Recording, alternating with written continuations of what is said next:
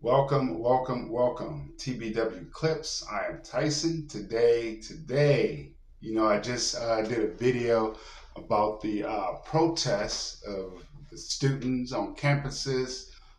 Today, we're going to hear from the faculty, the teachers. Let's see what they have to say about this.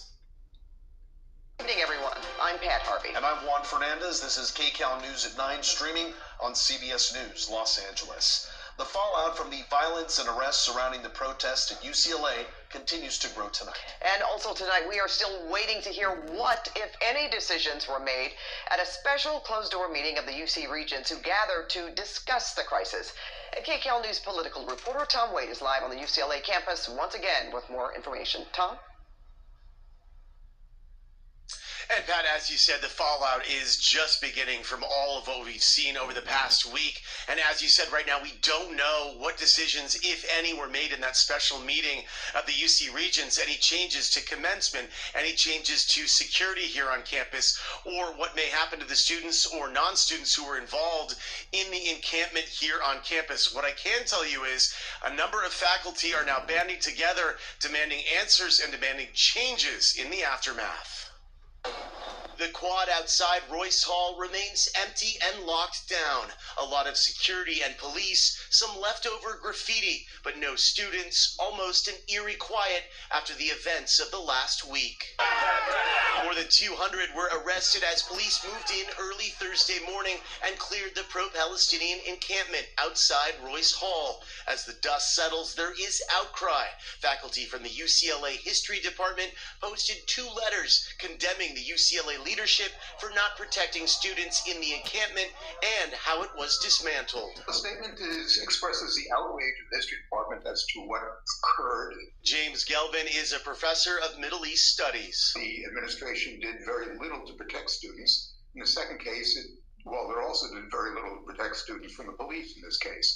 So the History Department decided that it was necessary for us to express our outrage to what took place on our campus. Professor Gelvin and his colleagues are demanding an independent investigation into the violence over the past week, calling on the university not to punish the students involved, and a promise to hire a chancellor who shares their views on freedom of speech and expression. I've talked to students who were Jewish who were in the encampment who said there were no issues there for them, but then I've talked to other Jewish students who say the encampment made them feel very uncomfortable, that there was anti-Semitism coming from the encampment.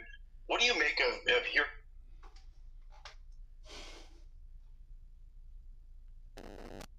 Like I said before, I don't have any sympathy for the university. This is the faculty speaking, saying they shouldn't. No penalties should come to it. They want answers on how it was dispersed by the police. So the faculty is okay with all of this stuff. A lot of the teachers. And this is why I don't feel bad or sorry for the universities. I don't. They're getting exactly what they deserve. However, I do feel sorry and bad for the students that are there really trying to get an education who can't because of this. They say, what, the school's closed pretty much now? No students are there? In the aftermath. And the students, they're going to come right back. They're going to go to jail. This is UCLA, so in Los Angeles, the DA Gaston, I believe that's his name, he just lets them out the same day. 24 hours max, they'll probably stay. So what difference does it make? I have no sympathy. They deserve exactly what they're getting, these college campuses. Both sides of that, and what is your assessment of it? Well, people's experiences were obviously very different. I have not seen incidents of anti-Semitism, but of course not. Students have. They've reported them to me. I take them at face value. I think they're horrific. On the other hand, what we should do is focus in on the big issue. I mean, we're losing sight now what's the big issue is, and that big issue is Gaza and the incredibly horrific humanitarian crisis that there is in Gaza. Ruins for Israel, along with local Jewish leaders, say the encampment created a hostile environment for Jewish students. Several days have been very difficult for Jewish students. And specifically, when the encampment went up, Jewish students were incredibly intimidated. Right now, as the campus powder keg continues to seethe, we call upon the administration to assure the safety and security of all on campus. See, there's lies the issue, because a majority of prominent Jews are Democrats. Majority of them are. So if the majority of Jewish people were Republicans, I think even though the Jewish have a what seems to be Netanyahu, a guy who leans to the right, I don't know his political affiliation. Seems like he moves to the right, and a lot of the Democratic disgruntledness is because of that fact. So, to clarify and enforce existing rules surrounding protests.